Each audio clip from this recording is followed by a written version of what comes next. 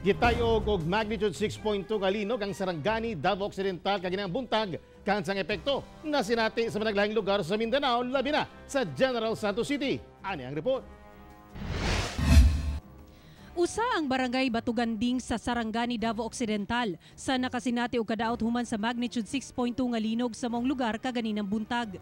Pipila ka pader sa mga gambalay sa lugar nangaguba tungod sa kakusog sa linog. Nagpadayon ang assessment sa Municipal Disaster Risk Reduction and Management Office sa danyo sa lugar. Samtang nakasinati sabog intensity 5 nga gikusgon sa linog ang General Santos City. Kining portion sa usa ka billboard sa usa ka mall sa syudad naguba tungod sa pagtayog. Matod sa management sa maong mall, gileng gi-secure ang palibot sa maong mall human sa linog. Gi-inspeksyon sab ang tanang pasilidad aron masiguro ang kaluwasan sa mga empleyado, tenants ug customers sa maong mall. Makita sab ang daw pagsayaw ni ining parol samtang nahitabo ang linog. Tungod sa pagtayog, gi-anunsyo ni Mayor Ronel Rivera nga temporaryong gisuspindi ang trabaho sa gobyerno kaganinang buntag aron masuta sa City Engineer's Office kung dunay mga danyo sa mga istruktura sa mga pasilidad sa gobyerno.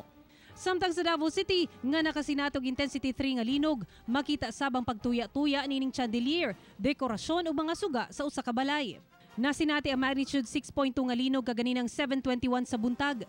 Natala ang epicenter niini sa 86 km southeast sa Sarangani, Davao Occidental.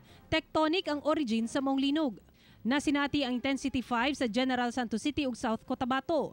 Intensity 4 sa Kiamba, Alabel, Maasim, Glan, Malungon ug Malapatan sa Sarangani Province.